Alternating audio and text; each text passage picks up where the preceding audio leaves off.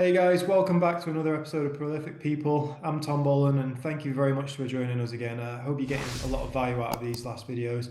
Please comment down below if there's anyone else that you would want to see in these videos, and anything you want to change or things that you just generally want to see and get value from. Happy to introduce Ian with us today. I know Ian personally. He's down in London. Ian's gone from a 6+ figure salary to leaving his job and starting out on his own. So it's going to be great to get Ian's insights as to actually why he did that today. So welcome, Ian.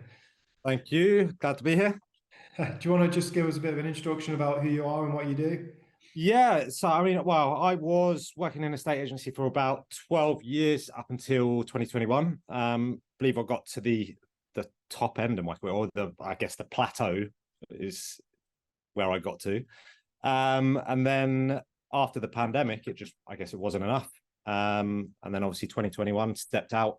One topic that I want to cover today, something we were just talking about before off camera, is estate agents and the little value that a lot of them are offering. And as an investor, it's really starting to wind me up. Is you find that agents putting properties on for, like, we buy a box of apartments, so the more than often these properties are worth more than £1 million, and for them to post a single picture with no floor plans, asking for over £1 million, and just giving no information on the post. And agents are out there expecting to get a fee from literally just copying and pasting an advert onto Rightmove. What's your idea of this?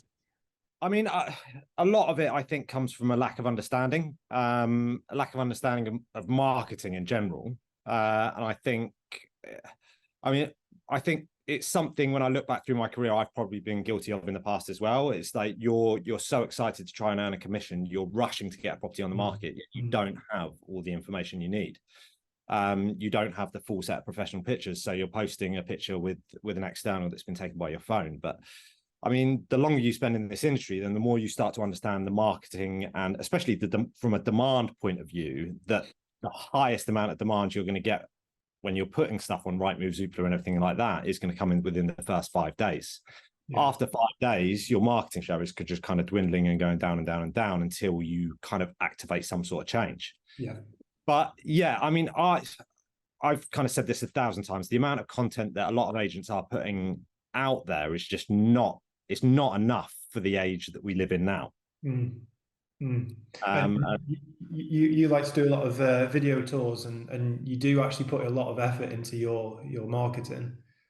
Wow, do you know what? We, as a business, we've said since opening, we've not done a single piece of marketing aside from my Instagram channel. Yeah. So, I mean, we've built a business mainly based on referrals, on the way that we do acts and the way that we kind of, I guess, stick to what we say, but also the way that we do things. We do things at the right time for the right reason. I love the video tours. I mean, that's been one thing that's really come up since kind of leaving a desk job, that I've just found just the creation of it.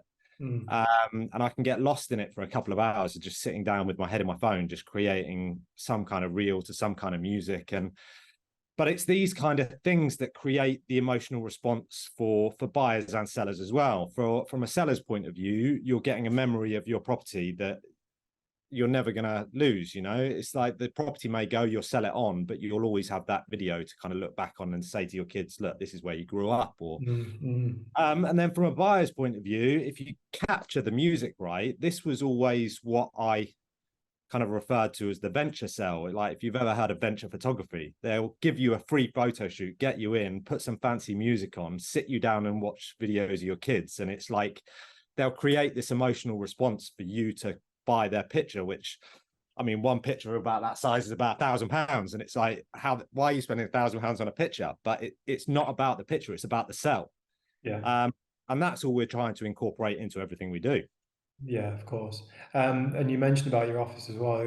We were just speaking about this before, like your office is like 5-10 minutes away from your home, and it's even further to the properties that you manage. So why did you go closer to home and further away from your properties? Do you know what? This was always a conversation, or I guess conversations you've had, like most people have had throughout their employment. They're sitting in an office, and it was always like, for us, it was about, we wanted to create an office where we wanted to be, not where we had to be. And it was just kind of changing that dynamic. So the conversations you always have in corporate, for example, where you're like, oh, why can't we have a radio on, or why can't we have a TV in the office, or why can't there be a drinks fridge like for staff, or why can't there be like food? I mean, I said to you before, I mean, we've got a full drinks fridge, chocolate crisps like everywhere, TV on the wall. We don't have set times that we need to be here. We want the time that we are here to be productive. So it's always been about, when we're making this office and making changes, installing desks and things like that, it was like, what's going to make us want to be here more? And those are the decisions we're making. So it's like, we wanted to, well, I guess the vision was to wake up in the morning and think, oh, I can't wait to get to the office. And it's a weird concept, but at the same time, I will follow. I mean, it's Sunday now and I'm sat here. So yeah, I wouldn't be sat here on a Sunday unless I loved it. Yeah, no, I appreciate your time on a Sunday as well, because it's not everyone will jump on a call like this on Sunday, but like to me anyway, yeah, and probably to you, it's just another day, isn't it? It's It doesn't really is. matter if it's the weekend. But when you think of an office like this as well, when it becomes a purposeful place, when you are in, I guess, those moods where you're not productive, or you can't think of what to do, or there is nothing to do, you're not going to sit here.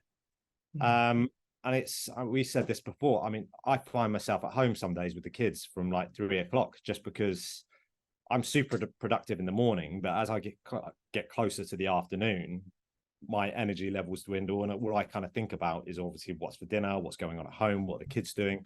So it's like, what's the point of being here when I'm constantly thinking about being there? So it's like, I'll just be there.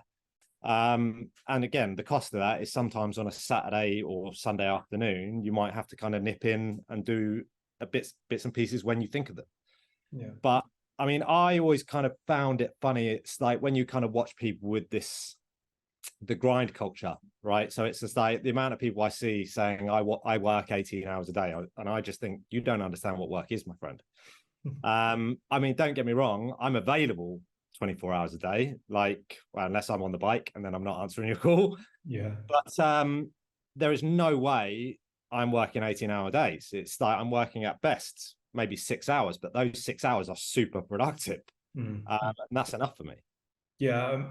If you're in the office 8 hours a day and they make you sit there 9 till 5, but are you really constantly working 9 till 5? Well, have you ever heard this? There was actually a study that was done on this, on I think about 2,500 office workers that work 9 till 5, and they wanted to study how much active work was done in their day. And the average amount of work was 2 hours and 56 minutes in an 8-hour day. So it's like 5 hours are being wasted. Yeah. So what's the point? Like, I guess the feeling I get an employer, or the results an employer could get back from their staff by giving that 5 hours back, would be insane. Imagine if your employer just kind of turned around to you and said, well, look, there's no set time to work today, but this is your job. Yeah. Like every day you're going to be getting in, absolutely trying to push out your work as fast as possible. And I saw this when I worked in like laboring trades. It's like you'd come in some Fridays and the boss would be like, it's job and knock today. So like, we got this to do and then we're all going home. And you see how productive people come. And it's just by 12 o'clock, everyone's going home, because everyone in the morning has just got their head down and thought, well, as soon as I finish what I have to do, I get to go. Yeah.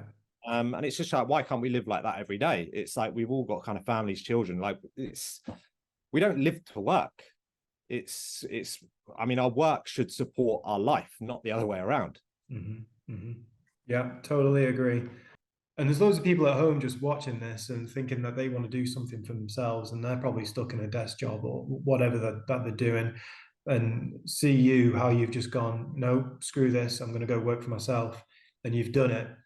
And a lot of people out there don't actually have that mindset of going and doing it. They'll find a reason why not to do it, and they should be finding a strong enough reason to do it.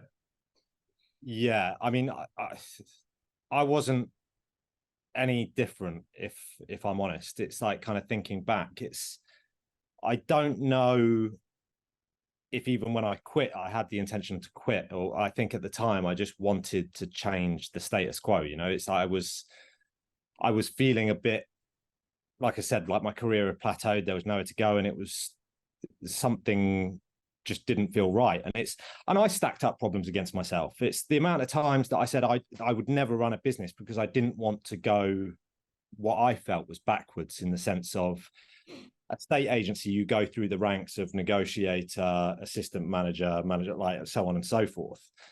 And it's like when you get to the top, there's this arrogance, I guess, of I don't want to do viewings anymore. That's a negotiator's job.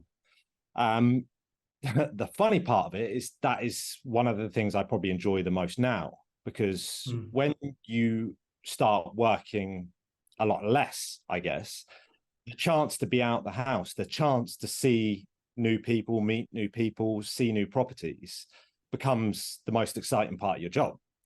So and I mean, the motorcycle helps with that as well, just traveling around London on a bike. It's like, I mean, I love that every day. So it just doesn't feel like a job anymore. And it's just funny to kind of think back, and that was the problem I stacked up against myself. Yet now that's become the most enjoyable part of what I do. And I just think it's the difference of every day you work, it becomes you're doing something for you, for your future. And a state agency is easy because, I mean, especially when you do a lot of lettings like we do, this is repeat business. I mean, someone pays you £2,500, £3,000 a year to look after their property. I mean, even at £2,000 a year to look after a property, you look after 50 properties, you've got £100,000 a year salary there. And I mean, that's insane. It's to say I walked away from a six-figure job. I mean, yes, it sounds incredibly irresponsible and maybe daunting to try and find your way back there, but the vision was always there, in the sense of, well, it's 50 properties. And it's like when you're sat at a desk that's managing 750 new properties every year, it's just like, that's 50. And it's like, you think of it from the point of view, that's 50 for the rest of my life, 50 every year. So it just becomes about creating a more sustainable job for yourself, rather than chasing an increased target every year. My target's the same every year, it's 50. And it's like, I've built the 50 this year, I don't have to chase 50 new properties next year. I've already got them. And it's like, I've just got this salary and I've got to be responsible for looking after the properties, looking after the people. It was a very simple choice for me, and it just seems so clear. Yeah, exactly, man. Well, I think we'll wrap it up there, because we're going to have a part 2 and get into more of your mindset shift and the whole paradigm shift of why you went from working a desk job to, well, you've still got a desk job, but you work for yourself. Apart from my standing at this one. So guys, if you got value from that, please comment down below and hit that subscribe button. We're going to join Ian again in part 2 shortly. Appreciate you for tuning in, and we'll see you again in the next one.